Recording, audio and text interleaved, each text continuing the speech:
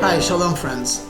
We are living in the world of plurality, so most of us are quite comfortable in this world. And we happen to see things like up, down, and then there's hot, cold, even in time, past, future, dark, light, night, day. And then we also understanding that we have the contrast between these two different worlds.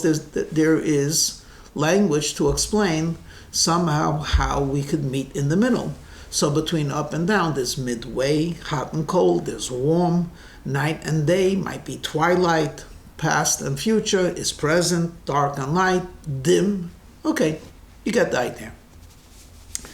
Then we have certain concepts that exist where we really can't find a word that connects the two in between. So all of you heard of either you're pregnant or you're not pregnant. You can't be partially pregnant.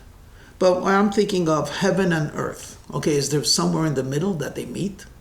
Is there a word that expresses that? Or obviously God, man. There's nothing in between. So it's true, we are living in a world where we could see, so to speak, up two parallel worlds, and there are ways in which we describe a connection between them. And then there's also concepts and ideas and perhaps worlds where we cannot find something to bridge the two.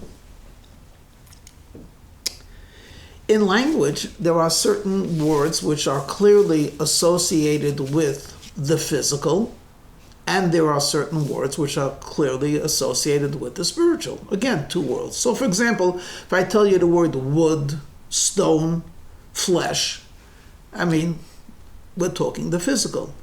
If I say something like morals, or conscience, or angels, then we're clearly talking about a spiritual world. Yet, even though these two worlds of the physical and the spiritual, there is language in which sort of we try to fuse the two. So for example, if we consider love as an emotion, which is non-physical, we'll often say this person has a heart filled with love. To the extent that we could sometimes say this person's heart was shattered. And we're not talking about a heart surgeon. We might use an expression such as the eyes of an angel. This person, or a kindly face, where clearly these are concepts, ideas, which are non-physical, and we associate it and bind it with the physical. So I want to focus today's thought with you on two words which superficially belong in the world of the spiritual and yet are found in daily usage in the physical. The two words that I'm going to tell you are the two words, belief, second word, faith. Two words, belief and faith. At first glance, we will associate these two words with spiritual concepts, non-earthly concepts. Why don't I bring this down into real life? Imagine two neighbors, and one is a believer and one is not a believer. So the believer is going out to his house of worship, and he meets his neighbor, Mr. Smith, and they exchange good mornings and pleasantries, and Mr.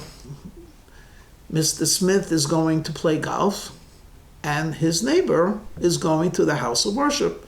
So as a believer, he says to Mr. Smith, maybe you'll join me in worshiping.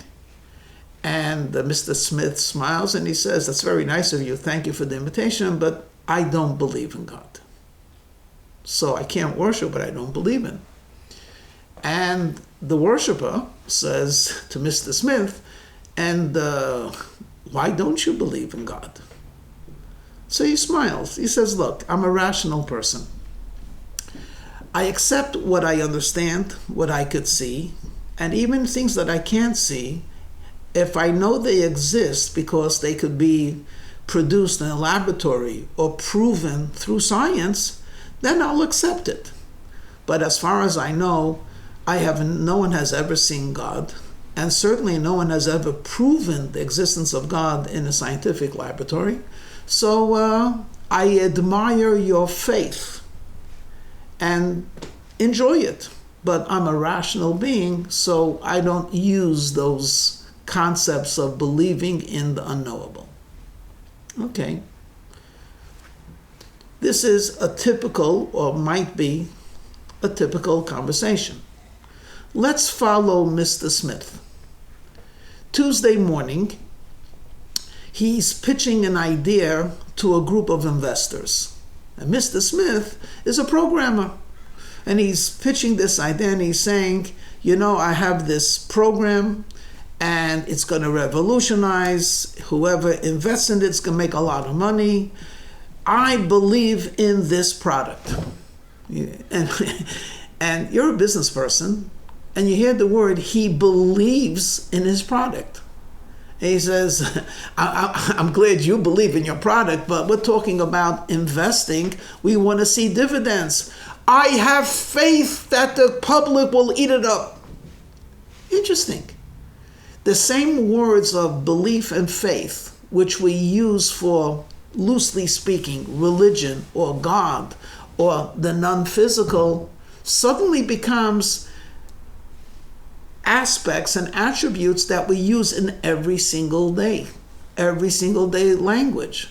So people actually have faith that the bus will show up at a certain time because they saw it written.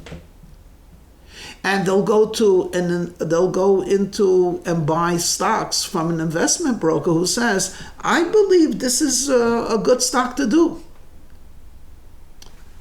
Let's take a step back for a second. What is the definition of belief? If you look at in the dictionary, amongst the different definitions, pretty much it's the idea of the affirmation of a truth. You affirm something to be truthful. It makes no difference whether it can be proven or not. You affirm it. You feel it. And when it comes to faith, they often throw in the word belief as well. Faith, a strong belief that something is true, or a strong belief in something. Think about it for a second. Belief and faith, that you believe something to be true, is really very subjective. Let me explain this a little bit differently. I will make up a definition of faith or belief. And that is it is the capacity to see something as if it is in existence, though you cannot see it. And we'll capitalize the letter F, faith, or capitalize B, belief, when we're talking about God. Because God does exist. And though we do not see him in a physical sense, we act as if he were to be in front of our eyes. And then there's the belief with a small b and faith with a small f. And that is, I don't see the customers, but I'm going to act as if they were lining up. So I will make investments. I will trust you, which is a different form of faith. And I will trust you based on I see you doing what you said you were going to do, though there's no way to prove it. Actually, the whole human existence, especially when we talk about commerce, etc., is all based on belief and faith. You have to believe. You have to have faith before you produce anything. even planting. How do you know something will grow? You have to see in your eyes that when you put the seed in the ground, you have to already envision what's going to grow and how you're going to produce it and how you're going to market it and how you're going to utilize it. And the fact that it might have happened last year is no proof that it has to happen this year. For any one of you that's following, I mean, they've been wrong. They, referring to computers and analysts and statisticians, in just about everything. They're wrong about elections. They're wrong even about the weather. They're wrong about intelligence. Okay, so now let's go back. Belief and faith is part of everyday existence. So how could Mr. Smith say, I don't believe, and I admire your faith, but I don't have it? Why is it that he's able to see his product being produced and the people buying it, but he's not able to see the creator creating? Let me put a slightly different nuance on this. If belief and faith are truly spiritual concepts, why did God orchestrate that we need belief and faith in physical things, concerning physical things? And perhaps, to paraphrase a thought from Rabbi Lapin, he points out that, look, all muscles get stronger when you exercise them.